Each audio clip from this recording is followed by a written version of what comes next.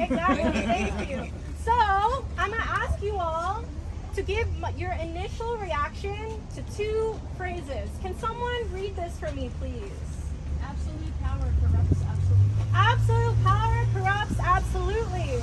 So, in your initial reaction, put a 1, 2, 3, 4, 5 if you strongly disagree or strongly agree. Now, put it up now.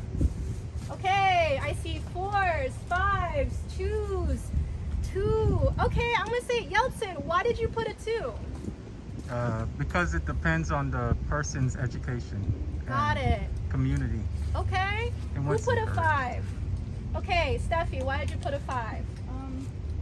Absolute power, I don't think there's anybody who would be corrupted in some way by having absolute power. Anybody who couldn't be corrupted? I think anybody who reaches that point of absolute power can be corrupted. I just think that Got kind it. of power will corrupt, and even the best person, I think, would I hear you. degree be corrupted. Okay, so it's really this word absolute, Yeah. right? Yeah, I And think so- all power. Yeah. Right, right. And so what we're fighting for, right, is democracy, where every person has a role in governing, and so power is distributed, right? It's not absolute. Okay, the next one. Thank you, sir. So who would like to read this one? Margaret, could you read this, please? Of course. It doesn't matter who you vote for, it's still the same billionaires that run the world. Okay, on 3, I want you to give your reaction. 1, you strongly disagree. 2, 3, 4, 5, you strongly agree. 1, 2, 3, go. All right. So Serena said 1. Why did you say 1? Because it's up to us who represent us and who we put in power. We are hiring whoever we want to be in power. Well, what if we put a billionaire? But it's not always, it doesn't have to always be the same billionaires, which is the statement. Got you. Who put a 5? Anybody put a 5 or a 4? Okay. I don't know if you want me to go. Any next other or Yeltsin person goes. put a 5 or a 4? Yeltsin, did you nod? Say. Yeah. Okay. Why did you put 5? It doesn't matter who you vote for. I'm so sorry. Could you? Well, Just it doesn't speak up. matter who you vote for. Mhm. It's still the same billionaires that run the world. So you agree with the statement, is what you're saying? Yeah. I got you. Could you tell me just like a little bit about why you agree with that? Because of segregation, Got it. capital segregation. Got it. So it's Over. really the impact Yeah. of what people have done to make people who don't have money, right, experience some level of inequality. Yeah. Got you, got you. So, I mean, really the point about billionaires, right, is that they're hoarding their wealth. And often that wealth translates into power, right? But we know that power is actually much more than money. And so we'll get into that next. Ooh. All right. Sorry, I hit you in the face.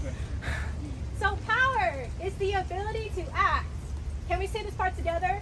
Create, control, or prevent change. So that means power is actually neutral. It depends on who has the power, right, and what their intention is for what they want to do with it. And in reality, power is organized money and organized people. So, right, what you were talking about, Yeltsin, is that people who are wealthy, they don't want other people to benefit, right? So they do things like segregating our communities, making schools that are in black and brown neighborhoods not as good as white schools. We see that all the time, right? So people who might be on the right, they might have the money, but what do we have? The people. I want to hear that again. Mr. Bohr, tell me, what do we have? Power. We have people power. That is correct. And so I want to give an example from Orlando about Asian American people power. There's a new organization called Asian Americans Coming Together. You probably haven't heard of them because they just started.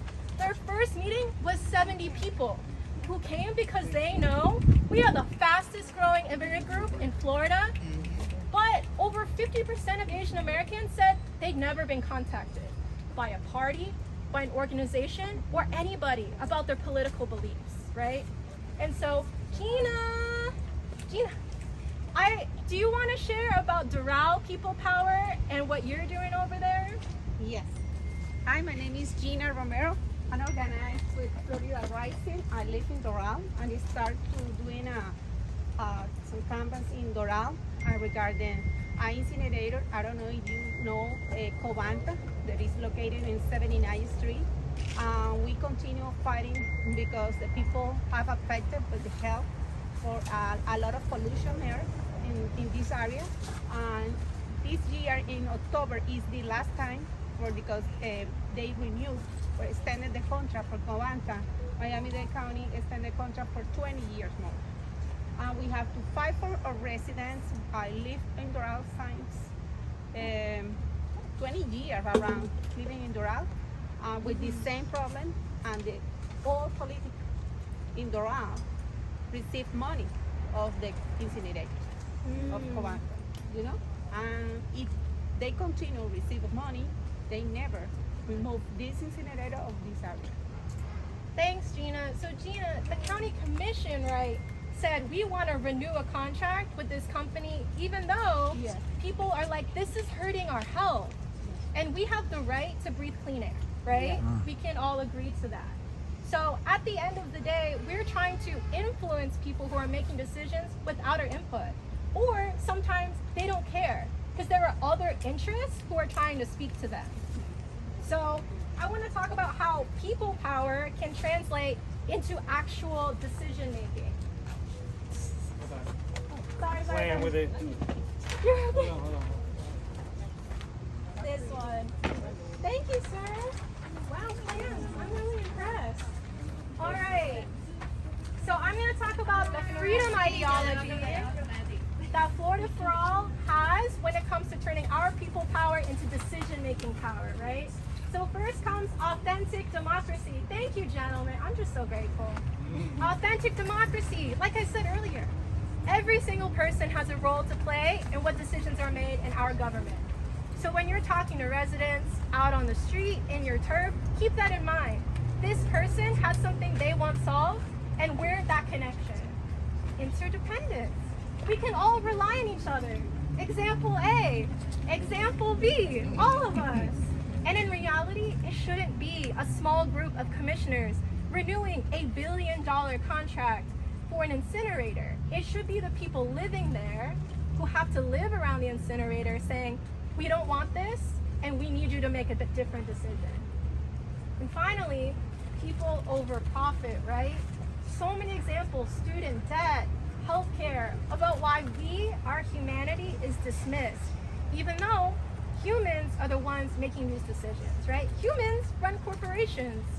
So in reality, we have to work together, right, to build the power we need so that others who don't care about working class people, they don't have that power anymore, right? Think about 20 years from now, we live in a different state. So how can you put this into action? You already are. Yeah! But remember, this is one moment in a very long timeline. So whether you're in Florida now, if you're in Florida 4 years from now, right?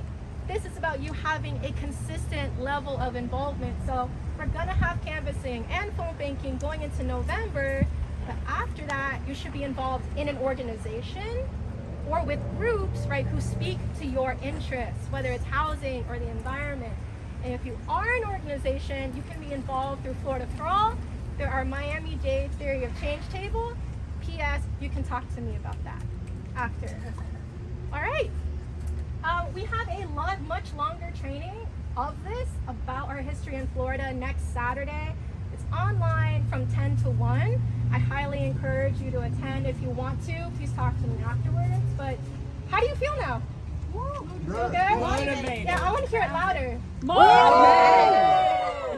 Thank you, Gina. Thank you, everybody. Thank you, gentlemen. I appreciate it. Let's give it up for Hannah and Pop.